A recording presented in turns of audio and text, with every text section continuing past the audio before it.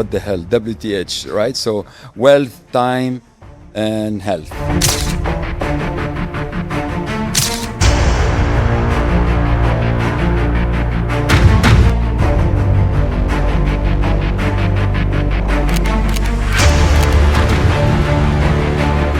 The number one is impact of people life.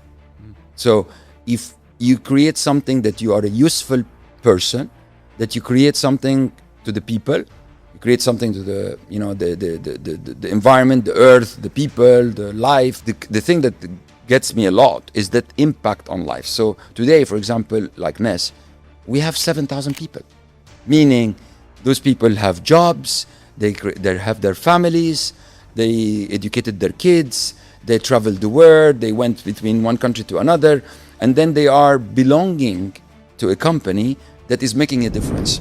Because we are technology, we research, we do a lot of things, but at least you have an impact of lives because you created that all these jobs and all these people, and they rally after the mission, right? So that's what you have to do. It's not about money, it's about you have a mission, you create it, you make something different. And then you take the stuff that is wrong and eliminate it, right?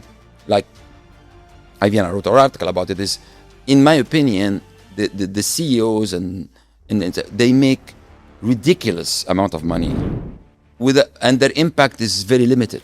I mean, if you like a charity that makes an impact as well. It's not a charity, okay, everybody can go and give to the poor. Yeah, but can you create jobs and life-changing matters to people? And that's why the focus we have on that part is on women and children in the MENA region, for example. Why? Because they are undermined in a lot of places. They don't get the same quality or the same balance of wealth. Can we make something out of it? But it's not like just give them money. You know, it's exactly like, you know, the famous, instead of giving them a fish, teach them how to fish, right? Yeah. So can you make a lot of social enterprise making an impact? The biggest mistake of people, they are unaware of their defaults. They're unaware of their you know, I wouldn't want to say screw ups, but they kind of totally unaware of it. And how can you always be aware and open-minded? And I know that I have defaults, but can I improve it all the time? I always really appreciate is the travel that I did in my life, right? So I lived in more than, I don't know, 20 countries in 25 years, right? And traveled to almost 80 to 100 countries. So you learn a lot, you open mind. All the stereotype or the cultures thing that people say about, oh, this country is all like this country is all like this country is absolutely not true. You have the good and bad and everywhere, but you learn a lot from that culture and knowledge of other people. And you become tolerant as well. Do not get stuck in something you don't like for 5-7 years because you're scared. Take a risk. Something that you think it's, no, this place is bad, I'm gonna lose, don't. When you're young, take a lot of risk. There is nothing to worry about. Take the risk. You don't have a family, you don't have people that rely on you, so take a lot of risk, try a lot of things. If you always look at the time, because a lot of times people think, you know, it's okay, time passes, no problem. Well, it becomes too late. Believe me, if 20 years, when you're young, it sounds very long, very big. When you are at my age, no, it passed way too quick. I remember very well when I was 25, when I was 30, and now all of a sudden it's gone, right? So make the best out of it. One thing I learned as well personally is I always wanted to keep the network and the relationship with the customer that I had. And they are not just customer, they are my friends, they are my family. So that creation of a family liaison or union made me having a huge network and a lot of good friends. Those people became ministers, CEOs of these companies later on. And that's one part when I left and created the SPAC, made NESR, I had that access to go and meet all these friends because we were real friends for years. It's not like a client, after the client, I don't know you. No, they became part of your family, part of your life. And I think that what makes a big difference. There is this stereotype, oh, you're from Middle East, oh, most probably you are, not very ethical. Most probably you make bad deals. Maybe you pay somebody under the table. No. So I said, let's take, again, let's take the best out of everything. Who has the best governance? USA. Why? Because they have this stock market that is 10 times any other stock market. I'm going to be in the best stock market. And I'm going to be on Nasdaq where Apple, Nvidia, Microsoft is. Let's create one there. So that's the start, right? Because then it gives you that base. So when you go and talk to investors in the Middle East and companies, you're not basically coming to beg. You're not the beggar. You already have $230 million that you raised yourself based on your name. It's almost impossible to replicate what we did. Why? Because first of all, you need to be an enabler, not an acquirer. So you have to create some vehicle to do that. And that's why SPAC was amazing. You stay local. So you are Saudi, meaning you're Saudi, right? You have an investment in Saudi, you have 3,000 Saudi people, so that becomes, you are a national champion, you're like the black horse of that country.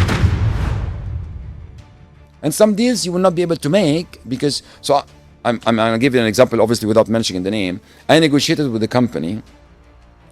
We agreed on everything. We did the DD, due diligence. We had the legal case, legal documents, the SPA, the sale and purchase agreement. Everything was signed except the signature of the chairman and myself. And we agreed to do that in Dubai, in one of the places. And we went there. I sat with him like I'm sitting with you. And one of the things, everything passed. And he said, but I want this thing more. I said, no, you cannot. This is a deal breaker. He said, oh, no, we agreed on everything. And I take care of all your past tax issue. So this for me was like, din, din, din, alarm, red alarm. So I said, what do you mean you take care? What does that word mean? Yeah. So I said, okay, look, I think we went a very long journey. Unfortunately, we are not going to sign and make a ceremony today. The deal is off. And I moved out and I didn't do the deal. People like me, like people been in the industry forever, it's always going to happen. It's going to be up, down, up, down. The key is, can you not be with the cycle as a follower, but as a leader? It's very hard. So in this cycle, for example, I decided that I'm going to invest opposite to the market. I'm going to be counter-cyclic, meaning I'm going to buy everything. I'm going to spend more capex. I'm going to hire people. I'm not going to fire anybody, etc., etc. And people said, "Are you crazy?" You did the same during COVID as well, no? Exactly. Yes. And then people said, "Are you crazy?" Yeah. Obviously, it's very hard for the shareholders. So I'm going to have a hard time with my board, with my shareholders. Why are you doing this? And I'm going to explain, guys. We are going to maybe 1 quarter, 2 quarters. It's okay, but we are going to gain for the next 5 years because we're going to be so strong. And first of all, I'm going to be the only buyer when everybody's selling, meaning I'm going to get a fantastic deal. It's imagine you go to a car lot and nobody's buying except you. I'm going to ask for 50% discount. I'm going to take it. And my target is $2 billion, which we said before. I want to make sure I can reach that target even a year or two ahead of time. And I said, now I found that this is an opportunity. I'm going to do all this stuff. I'm going to invest because I'm going to stretch myself to reach that next year. I want to reach this 2 billion next year. Everybody from the driver, the operator, everybody contribute to the company. Everybody has the right and the ability to get up to 200% of his annual salary in restricted stock unit. It's not only a privilege to the CEO and his team. So then you create that culture that this is my company.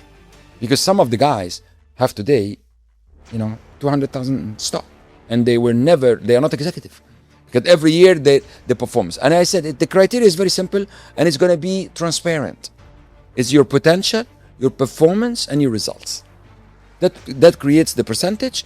And based on that, so somebody tells me I didn't get anything for 5 years. Yes, because you have no potential. You do your job and you go home. There is nothing wrong with that. But you don't expect that we're going to give you something more. This is an additional, you get stocks of the company without paying anything.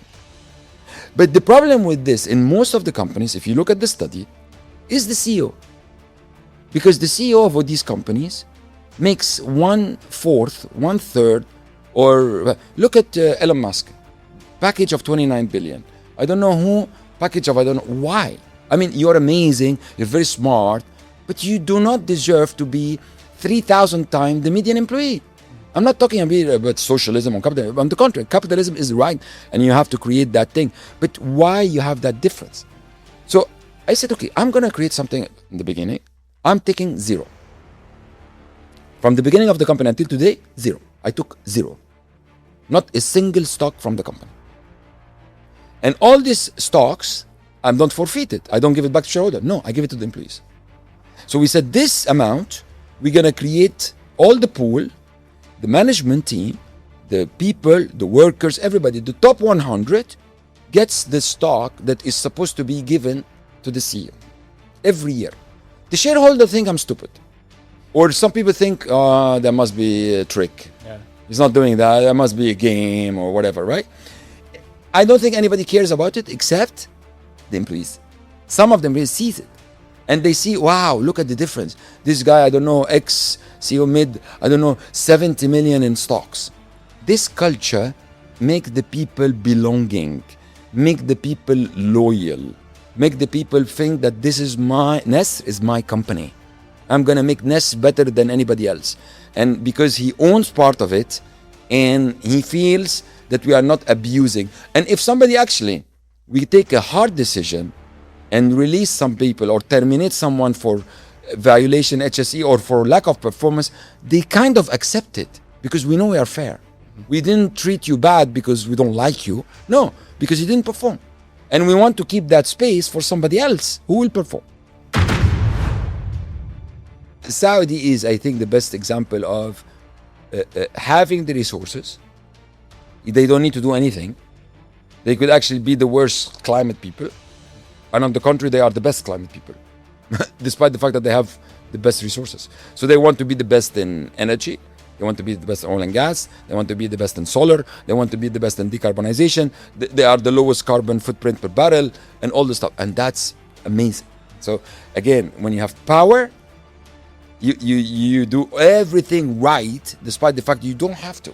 But that gives them the great credibility. And that's why a lot of the projects that we are doing today in decarbonization and in innovation, we're doing them in Saudi. As I told you, I've become the top 3 in the segments we are operating. I have a lot of technology where hopefully it will break through 26, 27. I would love to see the NEDA to be $500-600 million sector.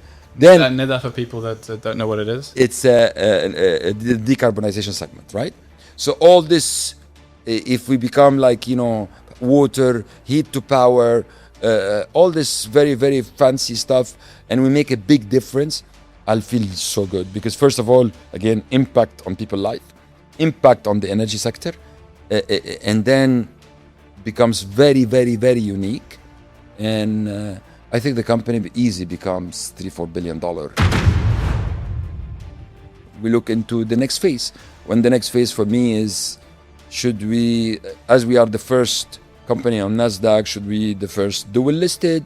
Should we be between the Middle East and then North America? Should we get bigger people? Should we merge with others? Should we do some, there is a lot of other things we can do. Again, there will be obviously board, there will be shareholders.